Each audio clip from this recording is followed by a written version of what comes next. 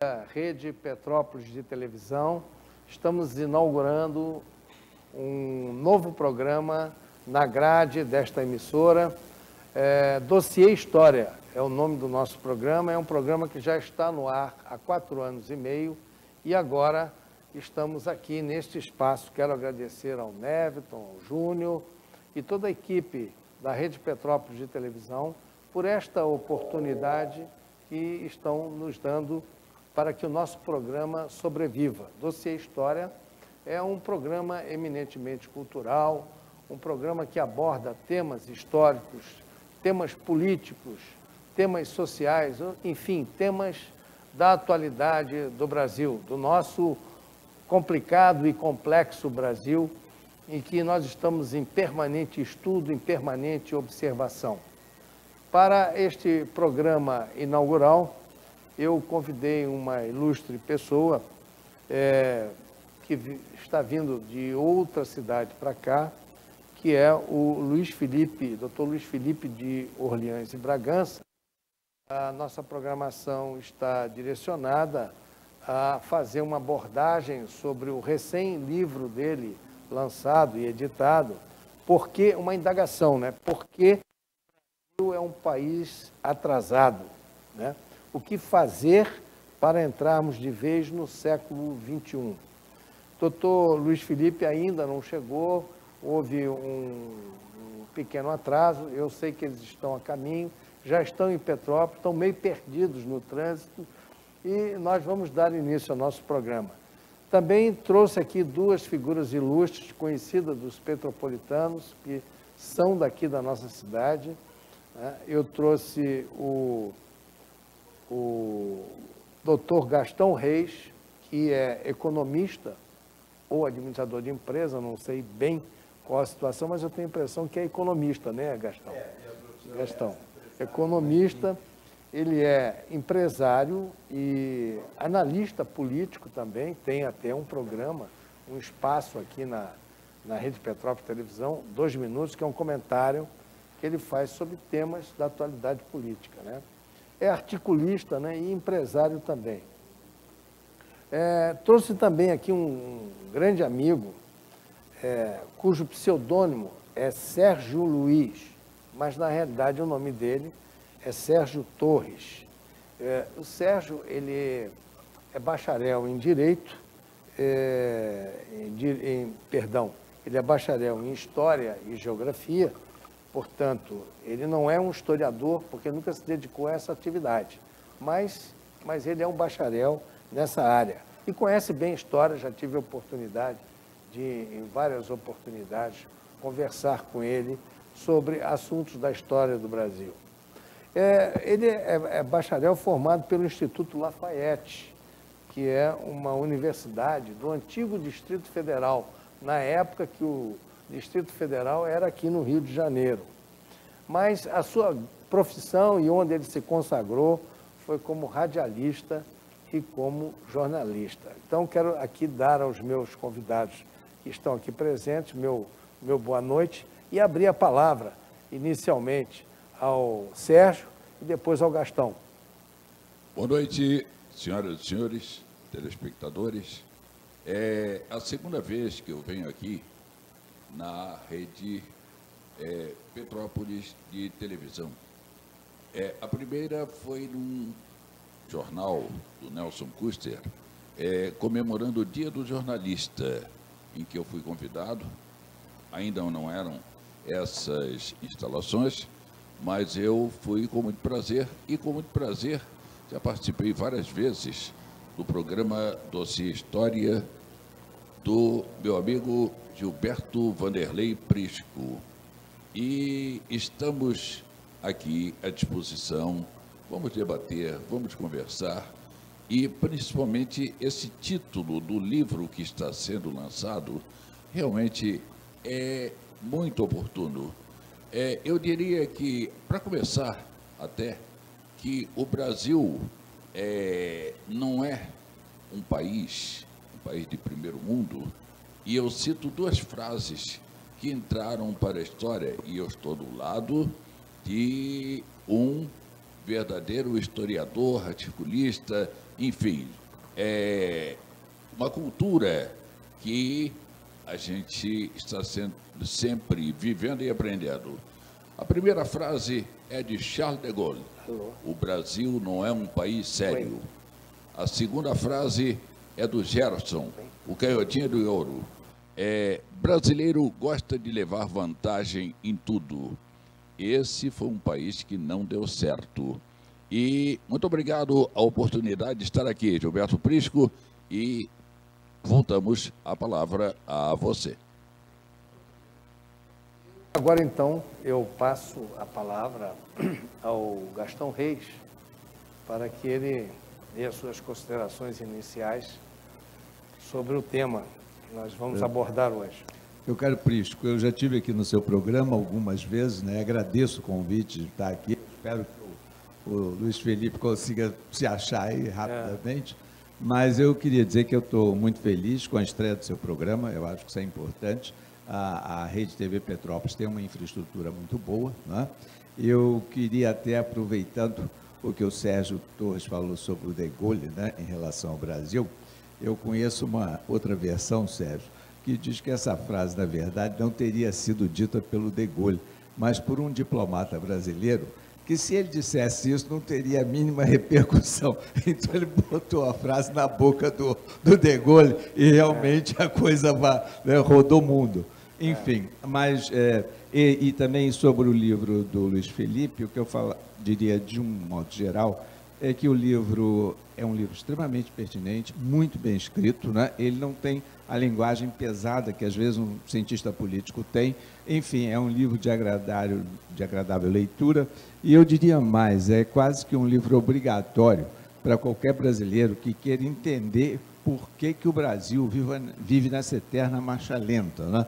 Eu tive a oportunidade de escrever um artigo para o Estadão, o título era Risco de Novas Décadas Perdidas. Nós já emplacamos a quarta, né? Então, imagina, isso é um problema delicado, sério, ou seja, nós temos um Estado que não cabe, tem um Estado que não cabe dentro do país, e nós temos, é uma das teses do livro do Luiz Felipe, encolher significativamente o tamanho do Estado brasileiro.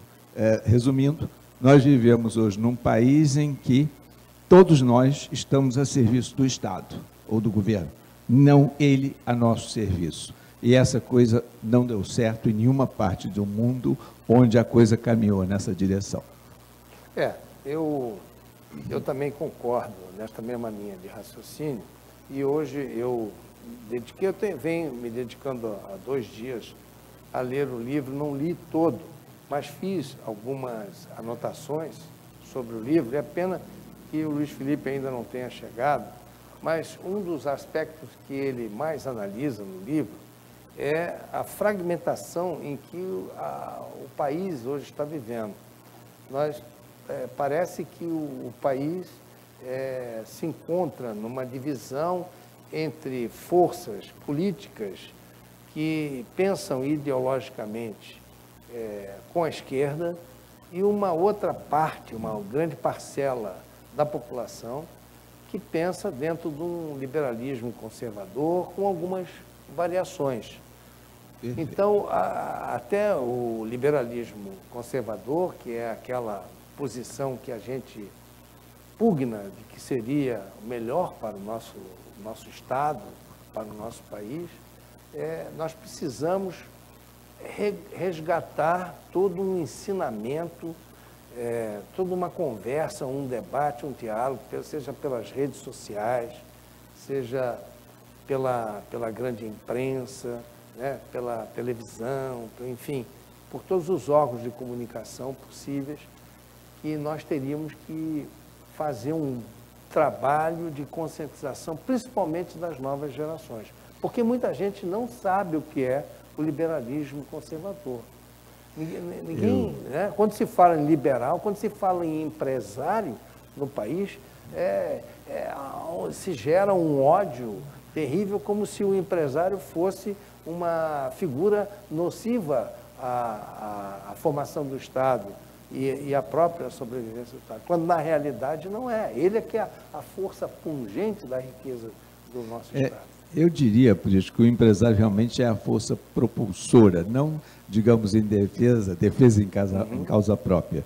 Quer dizer, é bastante significativo as experiências, né, internacionais em que o empresário foi estrangulado. O caso da União Soviética, que acabou simplesmente indo para a lata do lixo, voltou à economia de mercado, né, e está lá até hoje com algumas distorções, mas, enfim, eu me lembro de uma brincadeira que se fazia, né, uma piada que corria muito em Moscou, quando o Gorbachev deu o cavalo de pau e botou o país na direção de uma economia de mercado, que eles diziam que o que é o comunismo?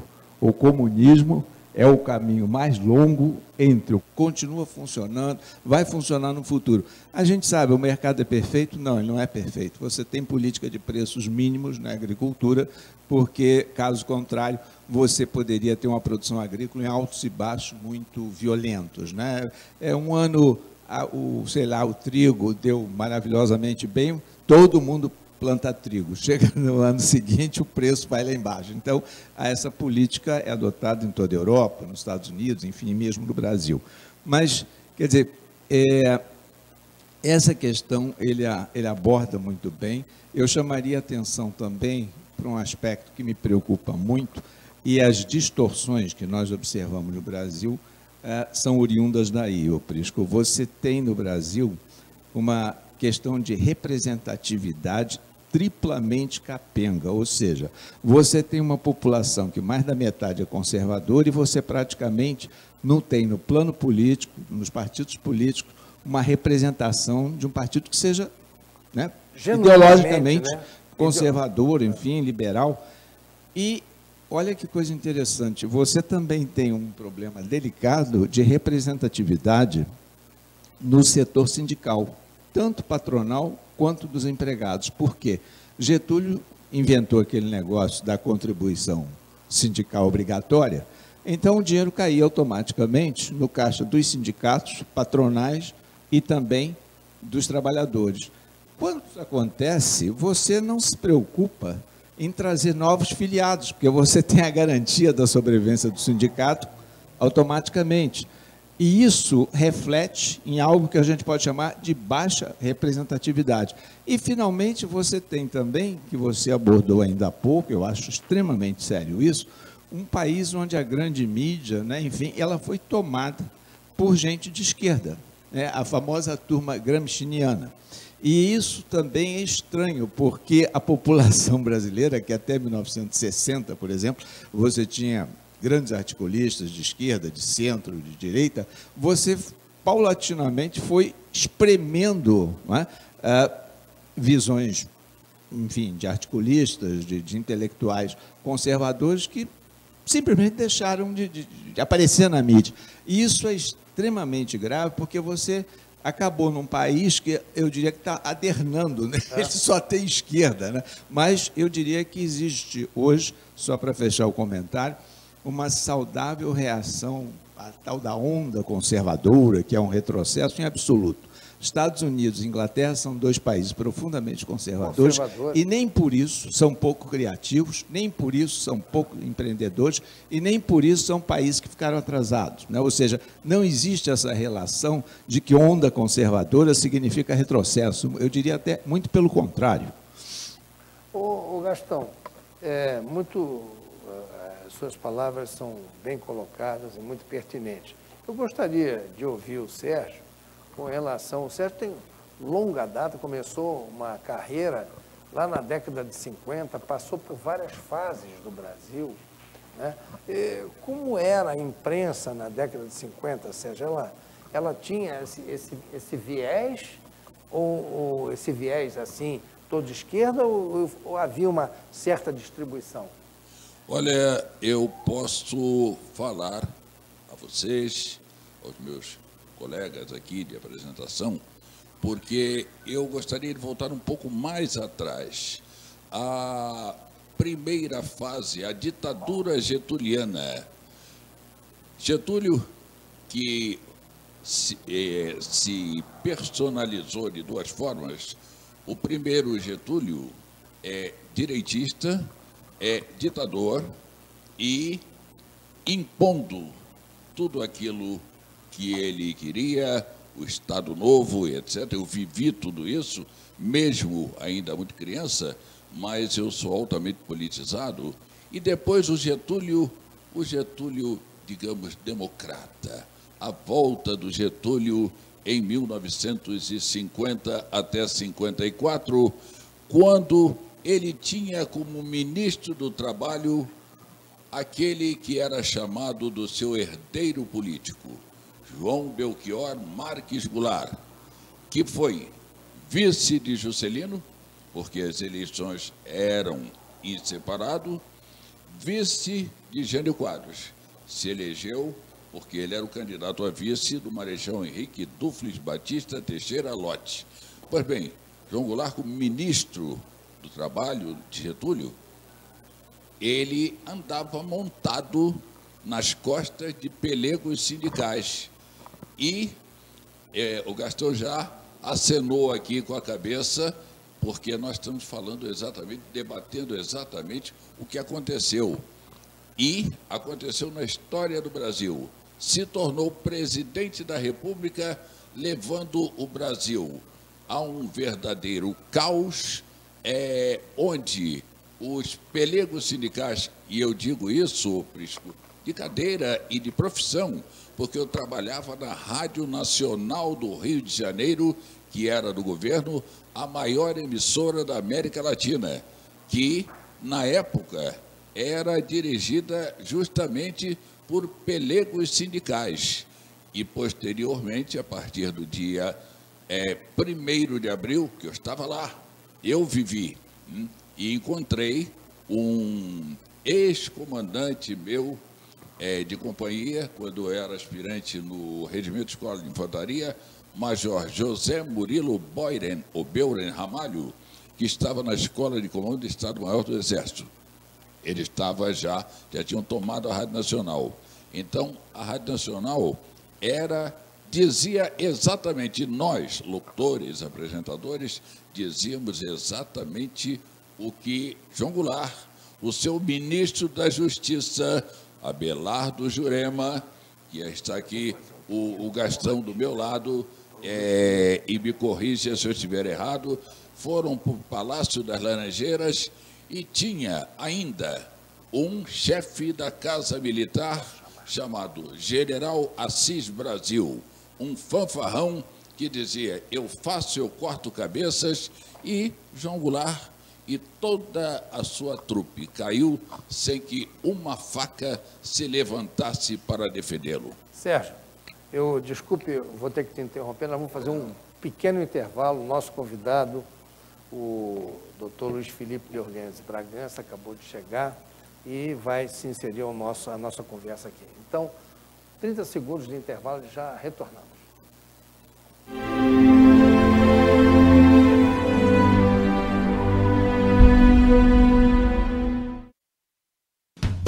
O restaurante Gabriela Quitutes oferece diariamente o melhor almoço da cidade com tempero caseiro e variadas opções de salada. De segunda a sábado, a partir do meio-dia, esperamos você para se deliciar com nossos pratos fresquinhos. Aproveite nosso disco entrega e receba seu almoço em casa ou no trabalho. Preços especiais para quentinhas. Não perca! Gabriela Quitutes, a verdadeira comida caseira do Quissamã. A TV Petrópolis destaca-se como canal de TV com transmissão a cabo na região serrana do estado do Rio de Janeiro.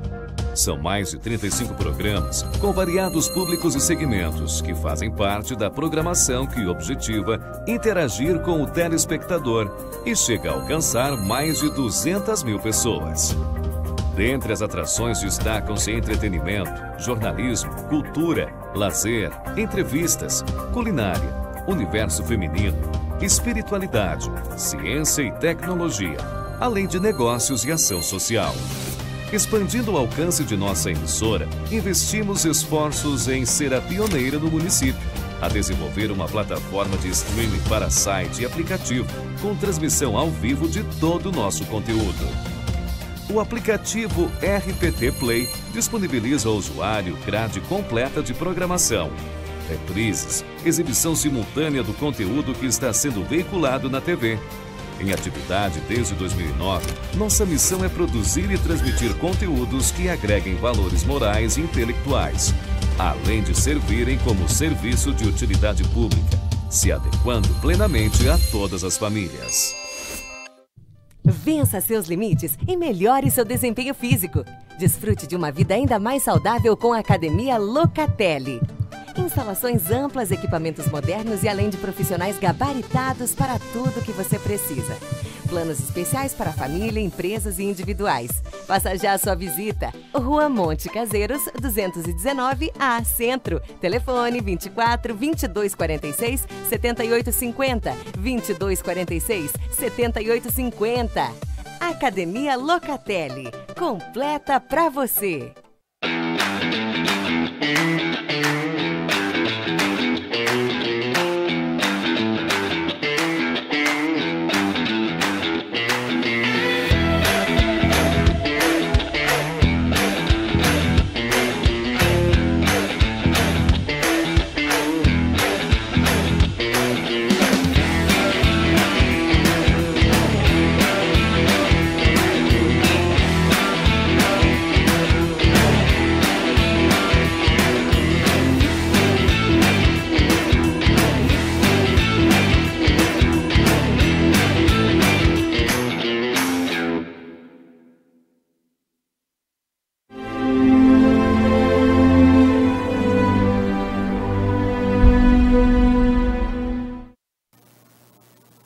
Muito bem, voltamos e agora já temos o nosso convidado, Luiz Felipe de Orleans e Bragança, príncipe de Orleans e Bragança, é um ativista político, cientista político e empresário brasileiro, descendente da família imperial brasileira, líder e cofundador do movimento liberal Acorda Brasil, que fez foi um dos movimentos que fez a campanha favorável ao impeachment de Dilma Rousseff. Ele é graduado em administração de empresas, mestre em ciência política pela Stanford University dos Estados Unidos, MBA pela INSEAD, não sei se a pronúncia é essa, INSEAD, né? INSEAD na França, que é INSEAD Business School, né? E tem 48 anos de idade. Muito bem, Luiz Felipe de Orleans e Bragança, ele acabou de lançar este livro aqui, cujo título é uma indagação. Por que o Brasil é um país atrasado? É um livro que está fazendo uma movimentação enorme na mídia, que deixa um questionamento na cabeça de todos nós, uma curiosidade muito grande em relação ao livro. Então, nós convidamos o Dr. Luiz Felipe para que ele viesse aqui ao programa hoje dar uma explicação sobre o livro, dar linhas gerais sobre o livro, e trouxe também 2 ilustres convidados para que pudessem interagir nessa conversa. Infelizmente, nós temos de programa 30 minutos exatamente. Eu fiz aqui umas anotações, e um dos temas ele não estava presente, mas nós já tínhamos aqui falado sobre a observação dele no livro, que o Brasil está fragmentado, né? Hoje a sociedade brasileira está fragmentada. E aí eu perguntaria a ele em que consiste essa fragmentação e quais seriam essas consequências.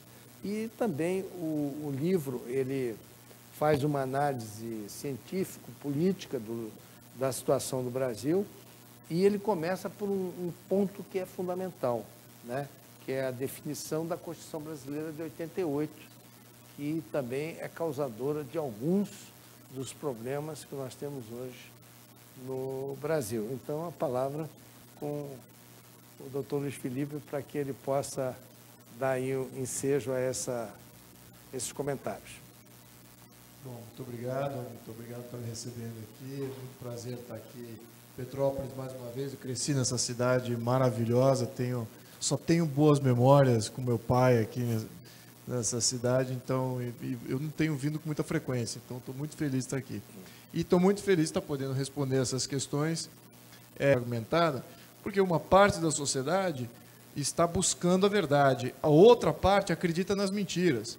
Então temos aí um grande problema de o que é fato, em termos de mídia divulgando, há sempre uma opinião diversa que joga para uma politização de fatos, e aqueles que acreditam no viés ideológico predominante de hoje em dia, eles só vão escutar alguns canais de mídia. E ao ponto que outros que não acreditam nesses canais, que veem isso como tudo uma conspiração, e que eu sou partícipe dessa, eu diria que até gostaria de pensar que é a maioria, nós acreditamos em outros canais alternativos de mídia.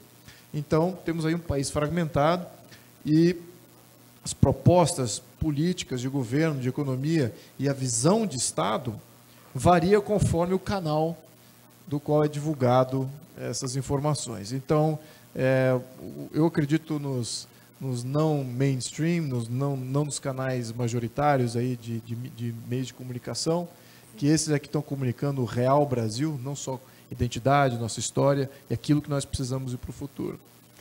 O livro, basicamente, é uma síntese do nosso diagnóstico de problema político e problema econômico, e que isso é a base do nosso problema. Nosso problema não é um problema social.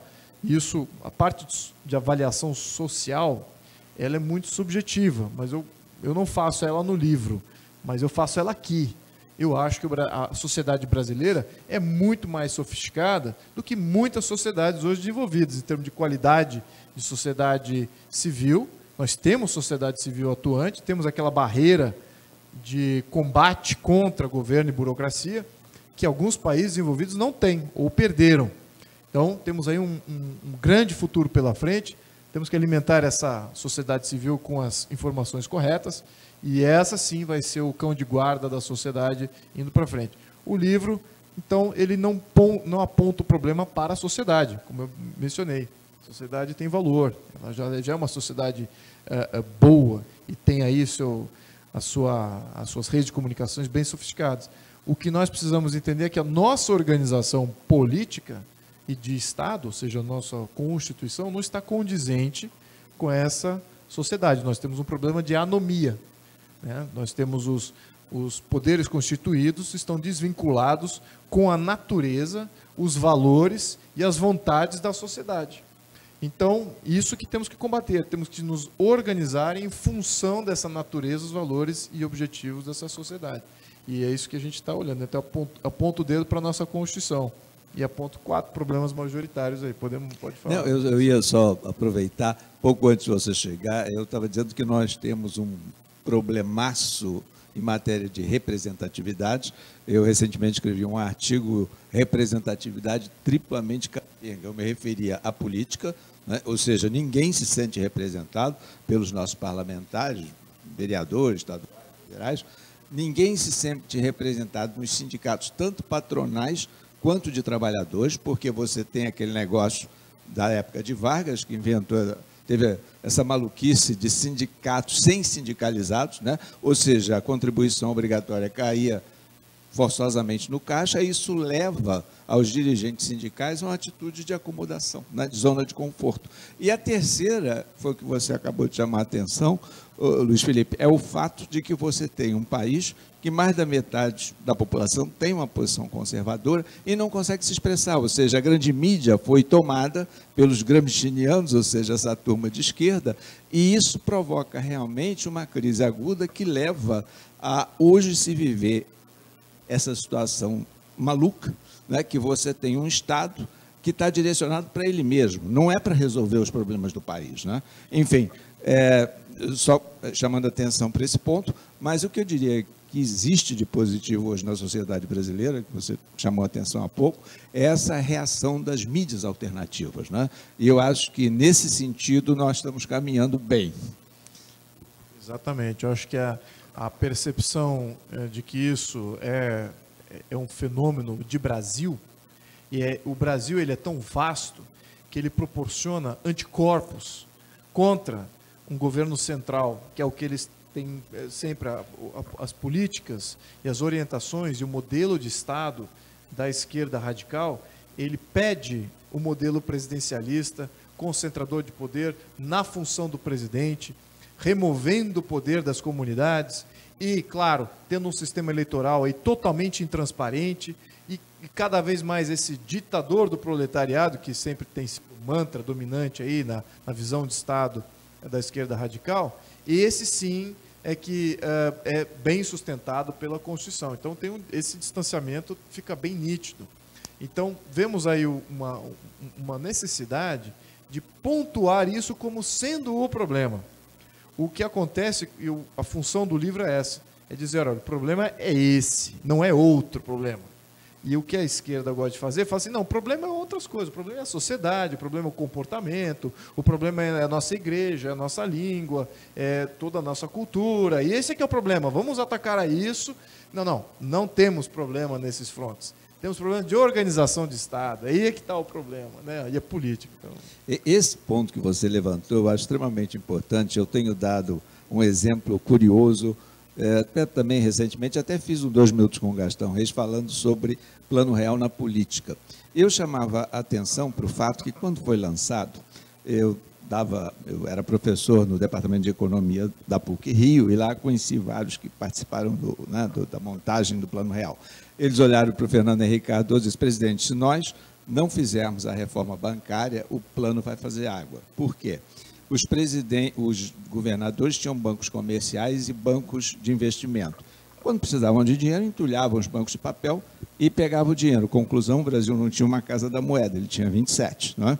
E, quer dizer, o que está se observando hoje na política, eu diria que é justamente isso. Como você não tem no Brasil o voto distrital com recall, traduzindo isso, né? O fato de que o vereador, o estadual, o federal, todo mês tem que ir ao seu distrito eleitoral, prestar contas do que está fazendo ou deixando de fazer. E se, além disso, você tem um recall, ou seja, a possibilidade de se realizar uma eleição no distrito eleitoral e remover o representante que não está dando conta do recado, isso significa, e você, né, é poder de baixo para cima. Exatamente como o Plano Real, o dia que o Brasil fizer uma reforma política nessa linha, a gente vai ver um novo Brasil, com certeza. Exatamente, essa convergência já está acontecendo em grupos de intelectuais, tanto de esquerda e de direita, porque eles entendem que a nossa organização de Estado é um problema. Então, a convergência é bem plena. Existe um componente da esquerda radical que ainda abraça a política do século passado, as visões do século passado, e não estão entendendo que esse tipo de jogo político, no qual a gente está, nesse tabuleiro de jogo que a gente está jogando, ele vai gerar esse tipo de derrocada. Isso não é bom nem para a esquerda.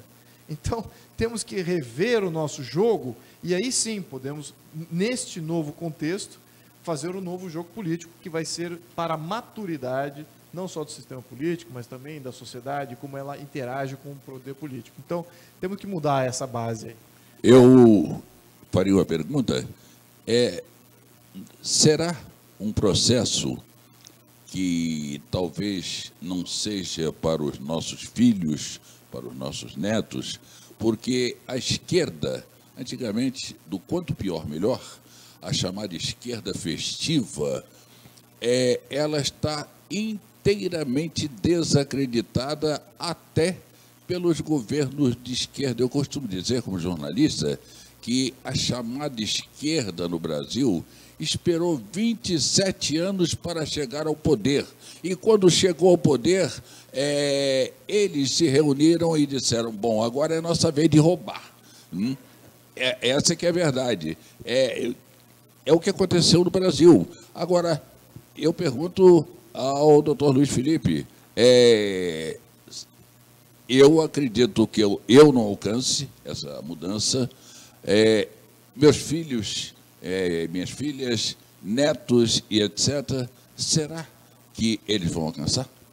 Eu acho que o senhor alcança essa mudança, sim.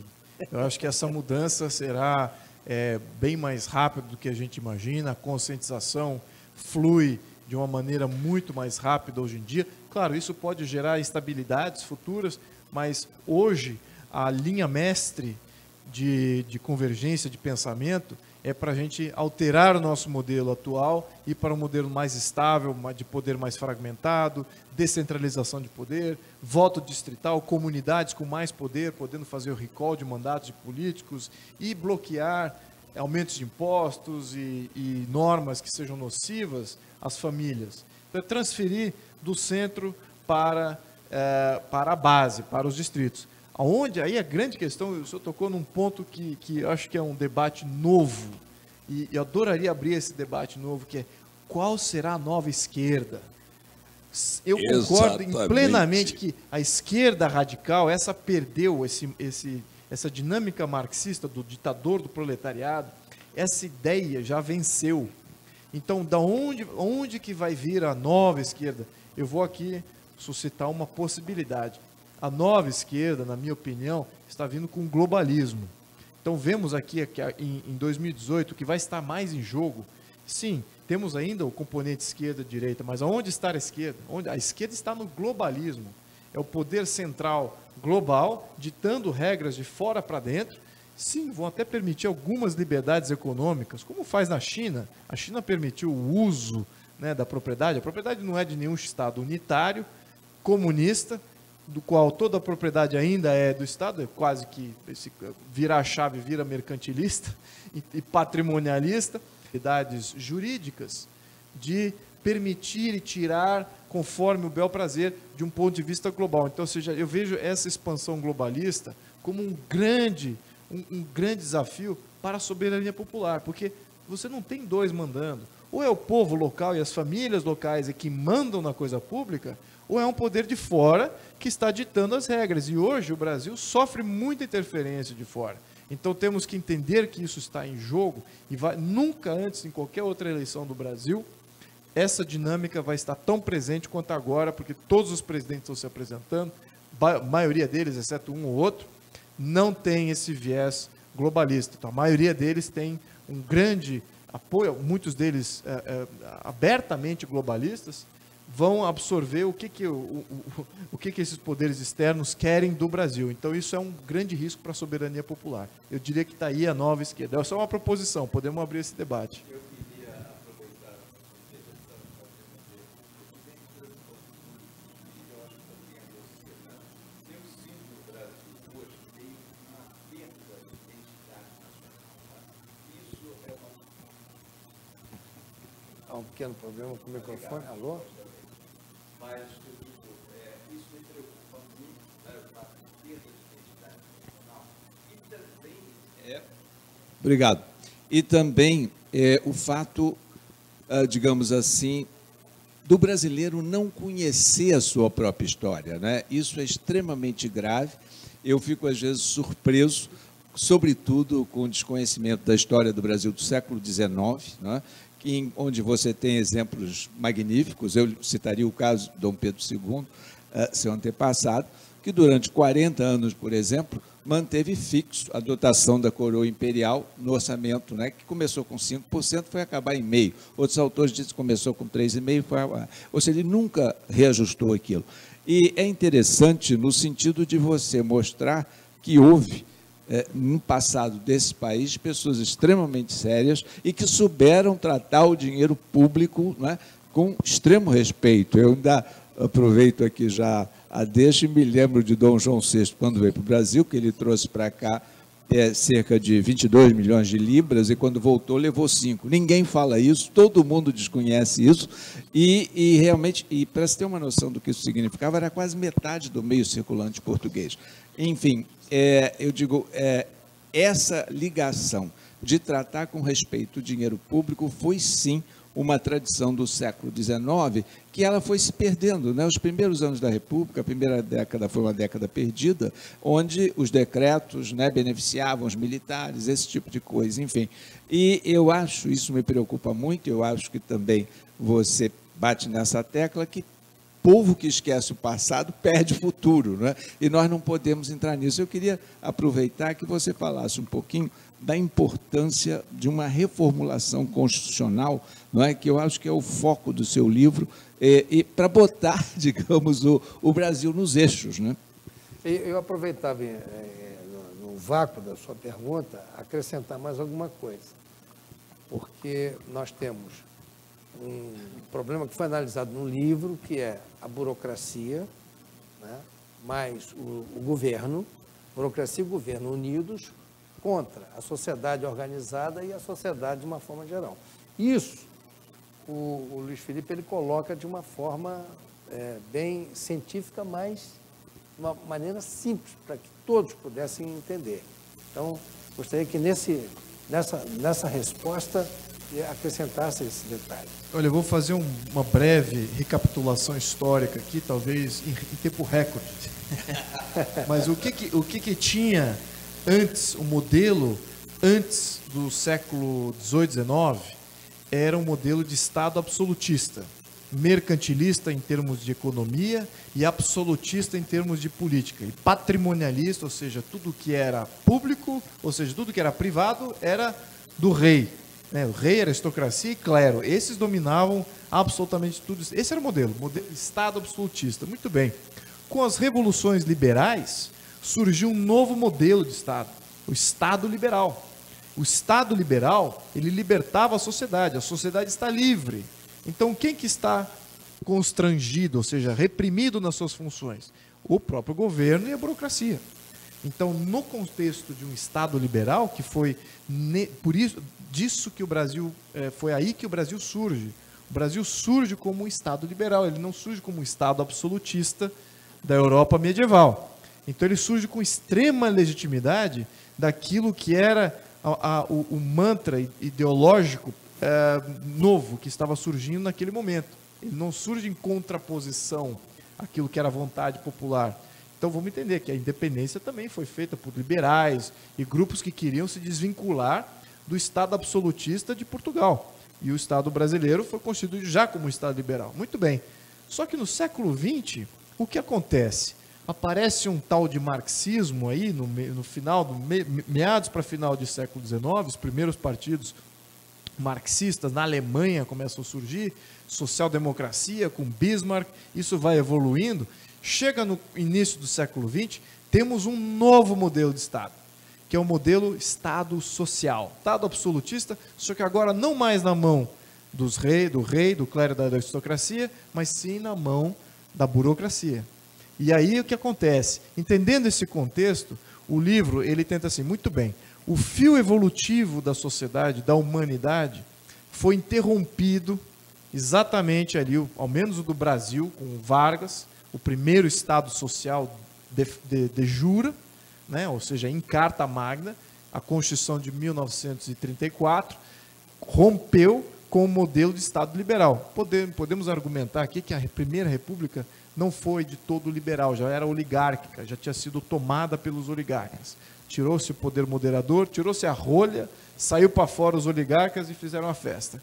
Então, a rolha do poder dos oligarcas era o monarca aqui no final do século, mas tudo bem, podemos entrar nesse assunto depois. Mas, então, nesse contexto, temos que pegar esse fio evolutivo que tínhamos com o próprio modelo de Estado liberal que tínhamos aí no final do século XIX, retomar esse fio evolutivo. E que todas as monarquias parlamentaristas e até repúblicas parlamentaristas da Europa continuaram nessa evolução.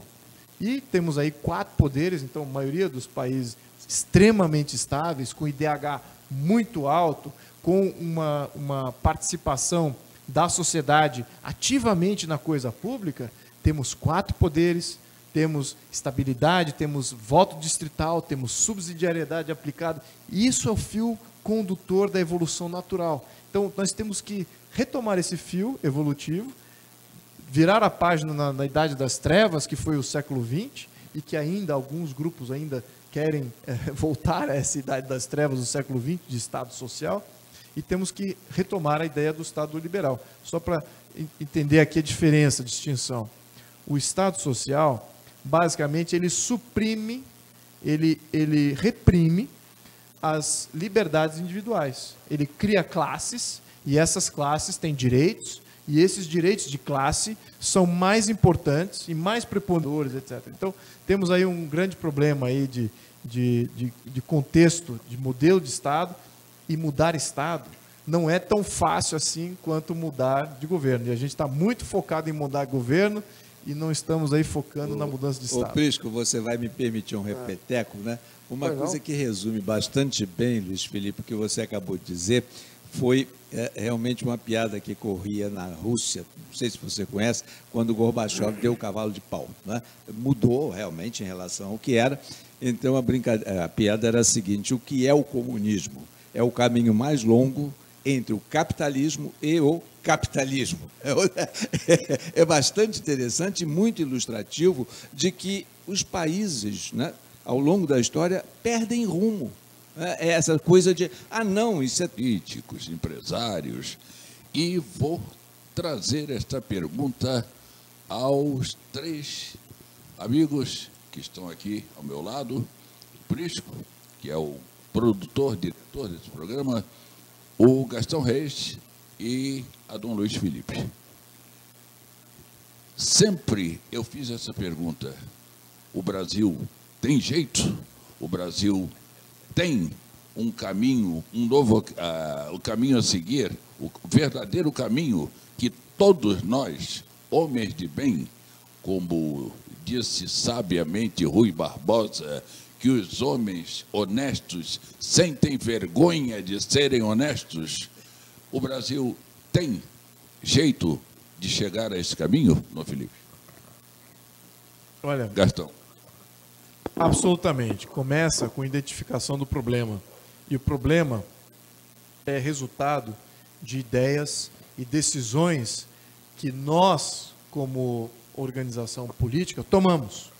Então, não é em função de uma natureza de DNA, de nossa condição humana, que nós estamos nessa situação. Foram decisões baseadas, calcadas em ideias erradas. E países desenvolvidos passaram, como o Gastão mencionou muito bem, passaram por esse tipo de problema. E eles tiveram a capacidade, graças à sua sociedade organizada, extremamente lúcida e com informações verdadeiras, eles tomaram as boas decisões e conseguiram hoje conquistar o seu espaço como país desenvolvido. Então, cabe a nós, sociedade do bem, cabe a nós, com consciência e noção da verdade, tomarmos essas decisões, influenciarmos para tomarmos essas boas decisões, porque vai ser em função disso que esse novo Brasil vai surgir. Então, por isso que não é um problema esse anticorpo. Então, a gente vai conquistar isso sim. Eu queria aproveitar a sua pergunta, porque ela foi magistral. Primeiro, uma pequena correção, que normalmente assim, de tanto ver crescer a desonra, a desonestidade, o homem chega a rir-se da honra e a ter vergonha de ser honesto. A frase que segue, ela é sistematicamente omitida e é a seguinte: esta foi a obra da República nos últimos anos. Rui Barbosa, não estou inventando nada, quem procurar e tal. E é interessante, Luiz Felipe, isso é uma coisa que eu tenho me batido, que mostra a perda de rumo, é que o que era o Brasil até 15 de novembro de 1889? Era um país com uma inflação anual em média de 1%. Não é? Tinha ampla liberdade de imprensa. O Leôncio Basbaum, que é um historiador marxista, reconhecia isso, a vitalidade da imprensa, sobretudo no final do Império. Tinha 2 partidos, o liberal e o conservador, que tinham programas e votavam de acordo com seus programas, coisa teste que nenhum partido atual passa. Era um real debate político. Real debate político, né? Era um país que era respeitado internacionalmente, tinha homens públicos respeitados aqui e lá fora, tinha, em 1889, acabado de renegociar a dívida externa, né, consolidada com os banqueiros ingleses, pagando juro, pasmem, de 4% ao ano. A pergunta que fica é o seguinte: que herança maldita é essa? O país é que perdeu o rumo. Não é? Aí veio toda uma ditadura militar e tal. Quer dizer, é impressionante isso. Eu acho que é importante para nós brasileiros ter noção de que a herança foi bendita. O que você fez... Eu só para terminar aqui com a brincadeira, há muitos anos eu almocei com um empresário português e ele me contou a segunda vez: ó, doutor Gustavo, deixa eu ver. O senhor educa um filho, manda ele para o exterior, faz os melhores cursos, você tem uma boa herança, dá-lhe herança, e quando ele põe a mão no dinheiro, acaba com tudo. A culpa é do pai? É mais ou menos isso, né? O Brasil me lembra isso, né? Olha, eu só lembro a vocês que eu tenho 3 minutos de programa. Eu gostaria que a resposta fosse Dom Luiz Felipe, Olha, o mais rápido possível. Absolutamente. Eu vou resgatar aqui só 2 momentos em que o Brasil, no passado, poderia facilmente ter proclamado a República. Foi exatamente no momento da independência, e houve uma convergência das diferentes segmentos da sociedade que não queriam proclamar a República, queriam legitimar o poder do Pedro I. Então, essa sociedade que estava lá tinha essa consciência. Em segunda instância, durante a regência, mais uma vez, o Pedro I foi embora, ficou o seu filhinho de 5 anos de idade, facilmente poderiam ter proclamado a República, não proclamaram porque eles tinham a consciência da verdade. E quando chega ao final do Brasil Império, talvez, se eu puder fazer uma crítica, é que aquele grupo que estava lá já não tinha mais essa consciência da verdade, já não tinha mais essa consciência da missão, e se deixou tomar pelos interesses financeiros, materiais, e isso sim passou a predominar na coisa pública, e aí temos um golpe. Então, quando entendemos que precisamos daqueles primeiros cidadãos, que têm a verdade como base, e que queiram fazer isso como vontade, aí temos o início de talvez uma grande ressurgência, de uma grande civilização. E é isso que está em jogo aqui nesse momento. Muito bem. Eu prefiro aí do Sérgio Luiz. Muito bem. Eu quero aproveitar esse finalzinho aqui para fazer uns agradecimentos ao arquiteto Otton Agnelli pela concepção do nosso cenário, concepção do arquiteto Otton Agnelli. Muito obrigado, o Otton está presente aqui, nos prestigiando. Muito obrigado pela sua participação, pelo seu empenho nesse novo cenário que foi projetado por você. Um grande abraço para você. Quero também agradecer as pessoas que estão no Facebook participando deste evento aqui. Estamos direto no Facebook, estamos também no aplicativo da Rede Petrópolis de televisão, muitos também estão assistindo lá. Quero agradecer a Juliene, que tomou a iniciativa de trazer Dom Luiz Felipe de Orleans e Bragança aqui conosco e para esse evento. Muito obrigado pela sua participação. Quero também agradecer a Mauri Cardoso, da Fundação Ulisses Guimarães, Rio de Janeiro, que também teve essa iniciativa e nos cedeu essa oportunidade, nos ofereceu essa oportunidade de hoje ter aqui o príncipe Luiz Felipe de Orleans e Bragança. Quero também agradecer o Wesley Barreto, que é o nosso secretário da Juventude aqui do município de Petrópolis. Meus amigos, estamos chegando ao final. Quero agradecer também a todos os nossos telespectadores. Uma boa noite. Lembrando que esse programa estará em reprise domingo pela manhã, às 8 horas da manhã, e voltaremos na próxima quinta-feira, às 18 horas, com um novo programa. Uma boa noite a todos.